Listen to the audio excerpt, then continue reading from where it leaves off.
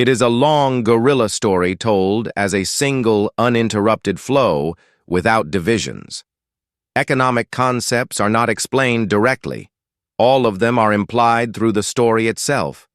The forest had not been this abundant for a very long time. As the sun filtered through the leaves in the mornings, the branches of the banana trees bent under their own weight, the bunches hanging so low they nearly touched the ground. The air always smelled the same: ripe bananas, damp earth, and warm leaves. For everyone living in the forest, that scent meant safety. As long as the smell did not change, life would not change either.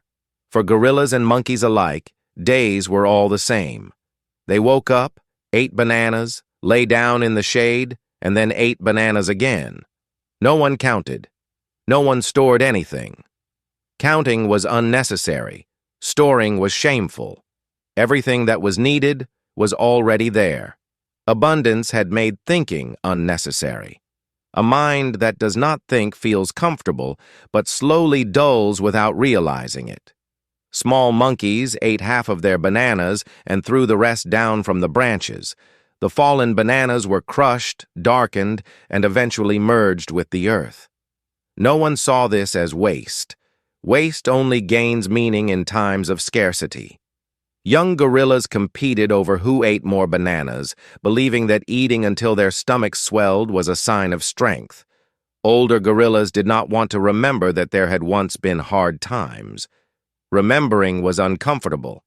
Remembering meant accepting that today was not endless. And no one wanted today to end. There was an order in the forest, but no one cared why it existed. Order was invisible. It was only noticed when it broke. On the highest rock in the forest lived a massive gorilla known as Alpha, watching everything from above. The rock was hard, cold, and uncomfortable, but from there, the entire forest was visible. That was why Alpha chose it. He preferred perspective over comfort. He did not like to speak. He did not give orders.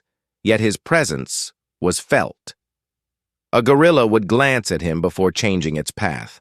A monkey would measure the silence before shouting. Because Alpha's silence carried more weight than shouting. Even during times of abundance, his eyes were not at peace. The plentiful bananas did not comfort him. They made him uneasy. Because abundance loosened gorillas. And a loosened gorilla did not think. A gorilla that did not think was caught unprepared by change. Alpha had seen this before. Seeing it once had been enough. He did not want to live through it again. One day, the wind began to blow differently. Normally, it caressed the forest, but this time it was sharper and irregular. The leaves were restless, scattering in different directions at the same time. Birds fell silent earlier than usual. The sky looked heavier than it should have, as if it wanted to collapse downward. But no one in the forest paid attention. Signs are not taken seriously in times of abundance. Signs are only read with an empty stomach. Days passed. Sometimes the wind stopped. Sometimes it grew even harsher. But the bananas were still on the branches. This reassured everyone. "See," they said. Nothing happened. People, or gorillas, like to treat the absence of danger as proof that danger will never come. When night fell, the rain began. At first it was light, almost soothing. The drops that fell cooled the air. Then the rain intensified. The drops grew heavier. The wind strengthened. Trees began to creak. The ground became saturated and could no longer hold on. The roots of the banana trees loosened.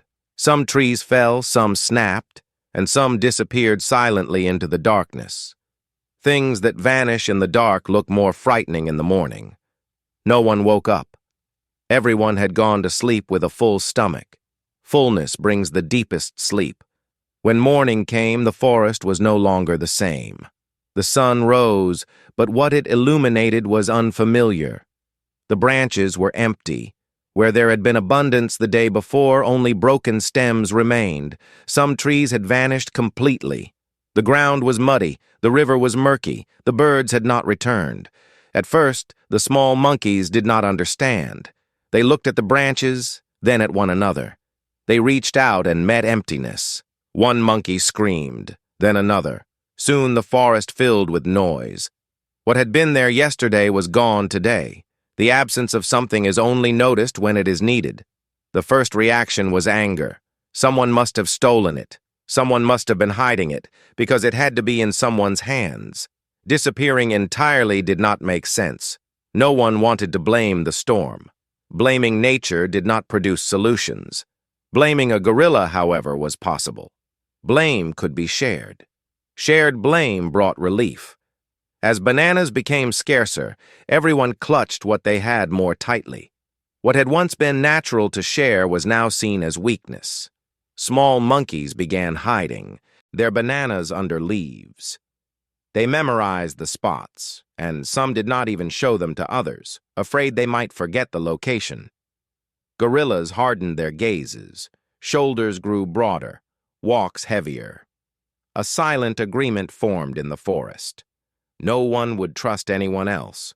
Once, a banana had been just a banana. It was no longer so. Now, one banana was worth what 3 bananas had been worth yesterday. No one said this calculation out loud, but everyone thought the same thing. The value of the banana had increased.